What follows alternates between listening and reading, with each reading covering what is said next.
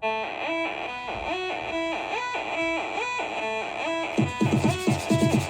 back. We are back. Ladies and gentlemen, all my Fantasy Daily people, thank you so much for tuning in. Thank you so much for joining me. This is the show. We are back. I know I've been gone for a long time. Basically, couple last week of the playoffs, I really wasn't there unless you messaged me personally or texted me personally, something like that. I wasn't making my shows. I have been incredibly sick lately, so finally I am over that hump of being sick. I feel good, still trying to keep myself hydrated, which is difficult, but I was very sick for a couple weeks. It was really difficult to do anything. So I am back now. As you can see, we have a little bit of a different setup here on my set. I know I've kind of moved a couple things around. I took the camera down from the wall. Now you're very close to me. Moved a couple things around, but most importantly, the trophy is gone. The trophy is gone. The trophy has made its way to my friend Manny's house, for he is the reigning champion this year. I lost this year due to Monroe St. Brown and a couple others. We won't get into specifics, but my reign as champion is over. So the Walt has taken its trip down a couple blocks down the road, actually pretty long ways away, and is gone. So I lost that championship. That's okay though. In my 3 leagues that I have, I've won 5 championships in 2 years. So I only lost 2 this year. I won 1 of them. So I went back to back in Dynasty. But yeah, the trophy's gone, so the set looks a little bit different, and it's kind of lame. I need more there. There's just an empty gap, kind of like the one in my heart, now that my trophy is gone. So trophy is gone. I've been sick, but it is time for off season, and like I said, this is a year-round show. So I got some off-season fun for you. Obviously, with the playoffs going on, this is the playoff projection show. So I'm going to do my playoff projections for the rest of the season. So not only just the rest of the week, but I'm going to stake my flag into who I think is going to win the Super Bowl, project out every single match, including their seedings for the divisional rounds and the AFC championships. I mean, the NFC and AFC championships, as well as the Super Bowl. So I'm going to really go into everything here today, but I do have some more off-season fun coming. I got my top 10 fantasy players of the season, as well as I'm doing like a cartoon draft.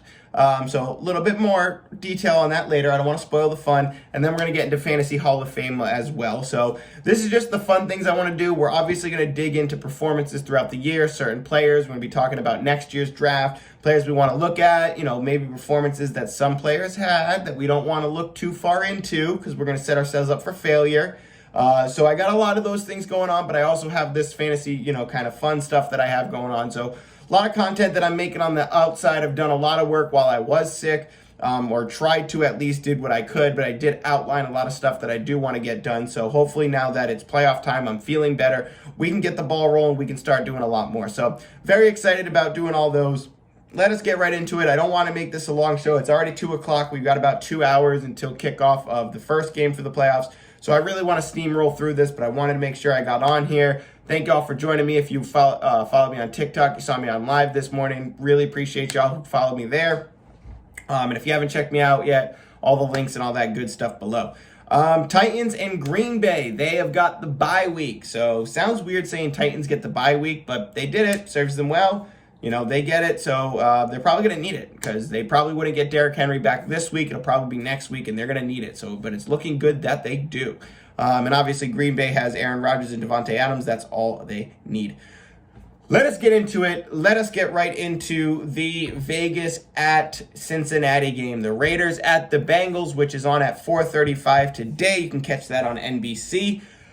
First up, weather report. It did snow a little bit in Cincinnati this morning. It wasn't enough to stick, so the field should be okay. That was the report that I read this morning, but it is looking like a cold weather game right around the 25-degree mark with a little bit of wind chill, so you're looking at about a 15 feel-like temperature over there. So cold weather game. Raiders went on a 4-game win streak to lock this playoff spot up, so I know a lot of people, I should take my thing off that. So I know a lot of people are really looking at the Raiders like they don't have a chance in this game, but if you look at their end of the season, they have a lot better chance than that it might look at. So they went on a 4-game win streak to lock up this playoff spot, and I don't think they're to be taken lightly at all.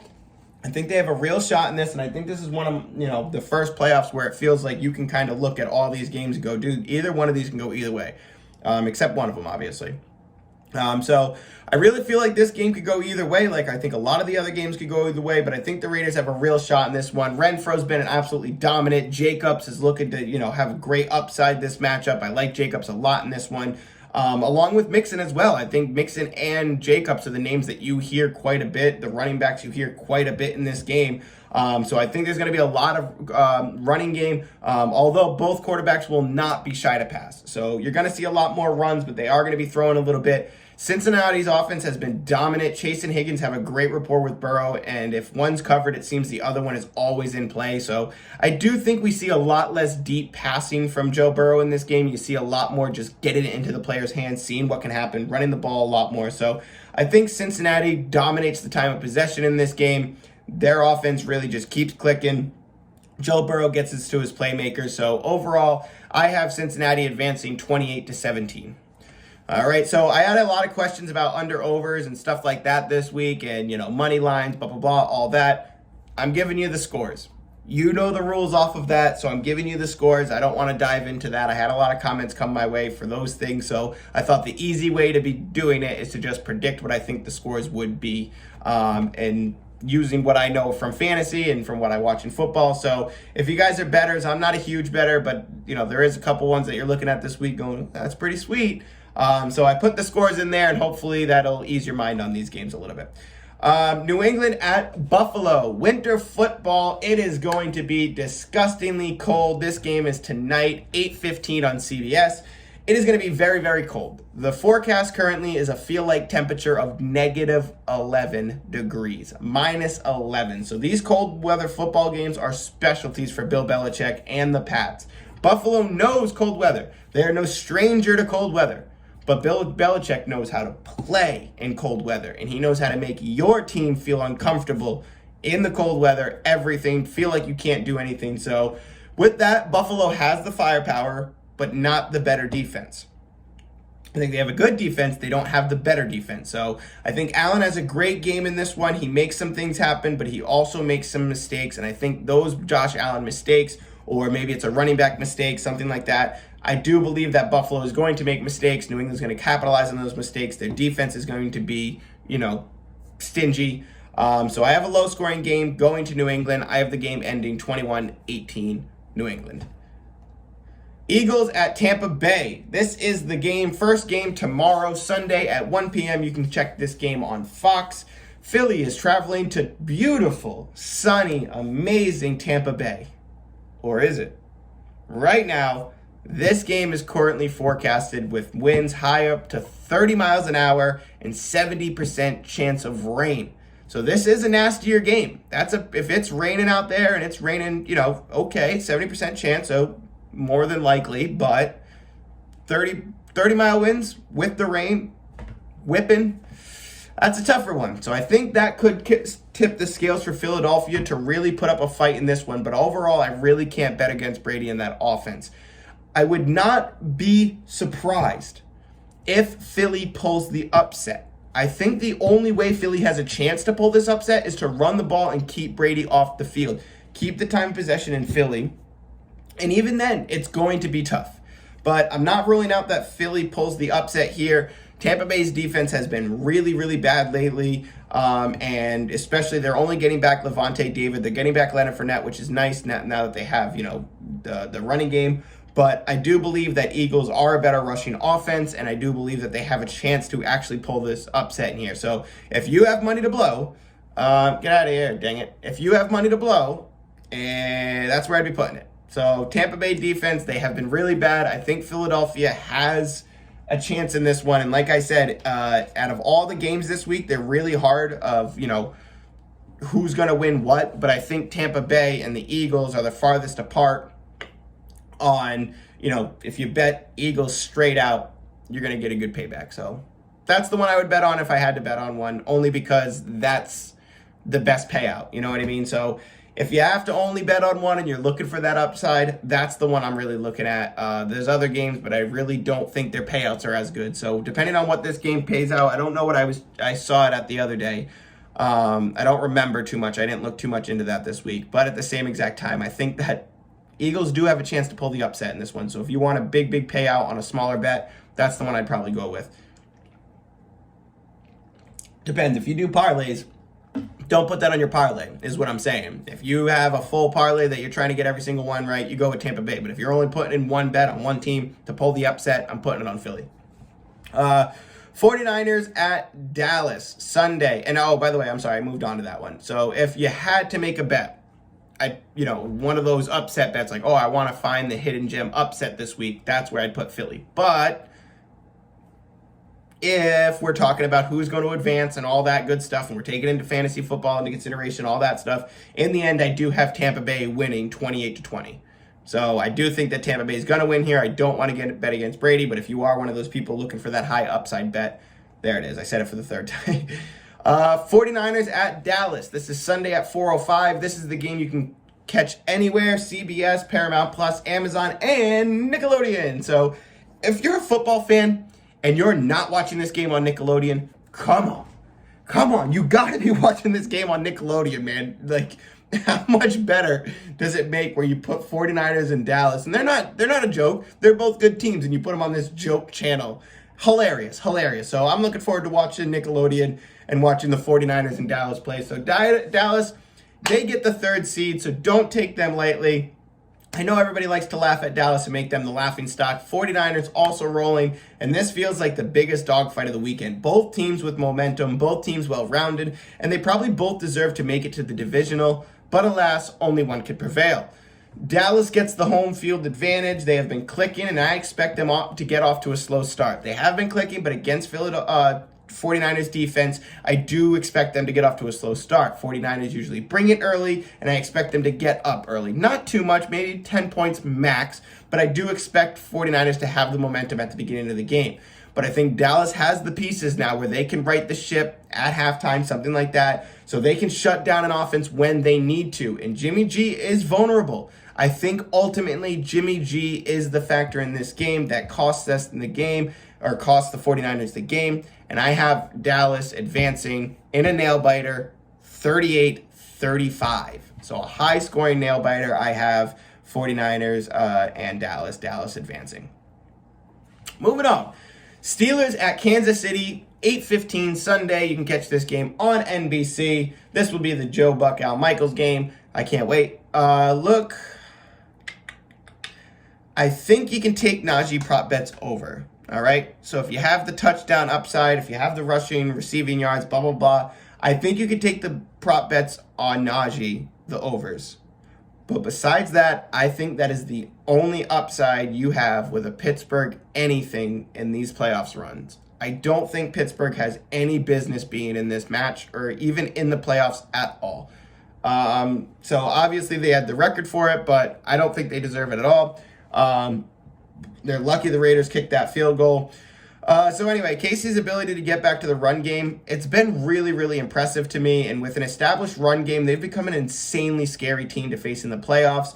And I don't think the Steelers stand a chance in figuring out Mahomes after Mahomes and Kansas City figured it out later in the year. So it's not like you're playing with a massive sample size of what they can do. You know who Mahomes is, but this is really the first time that they've had a run game that's been this well-rounded. So I think Najee has some moments in this. He sees the ball a lot. You know, Kelsey's going to be evolved a lot, but I think it really comes down to the Kansas City backs, and they're just going to control the game, and they're really going to do whatever they want to Kansas City. So to the Steelers. So I think it's going to be a bad game for the Steelers.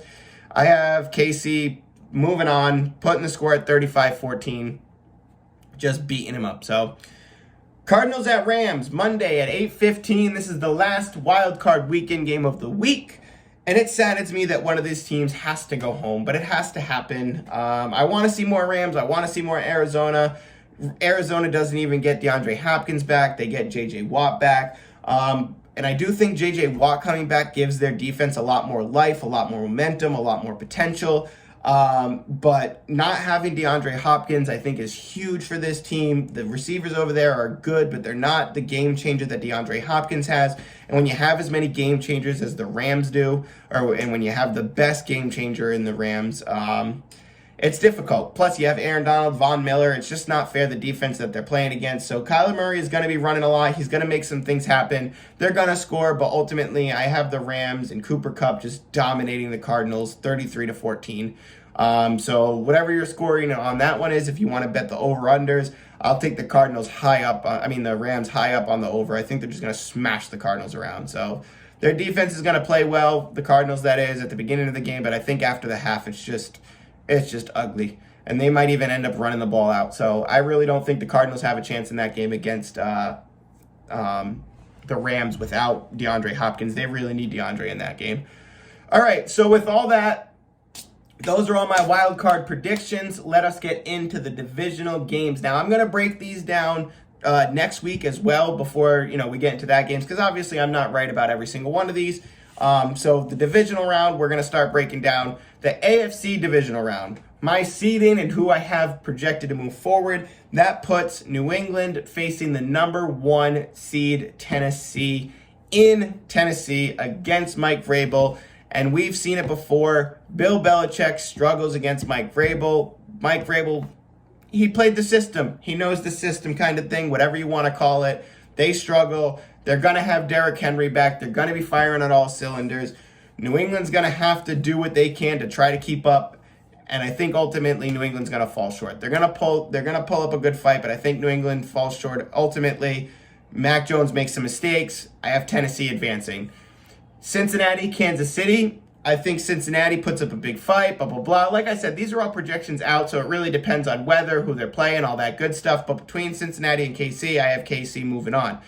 NFC, we got Dallas at Tampa Bay due to my seeding. They're going to be playing at Tampa Bay. And as much as I like Dallas, I'm not going to go against Brady in that one. I think that Brady, especially playing at home, can really kind of just do what he wants. So Dallas at Tampa Bay, I have Tampa Bay moving on.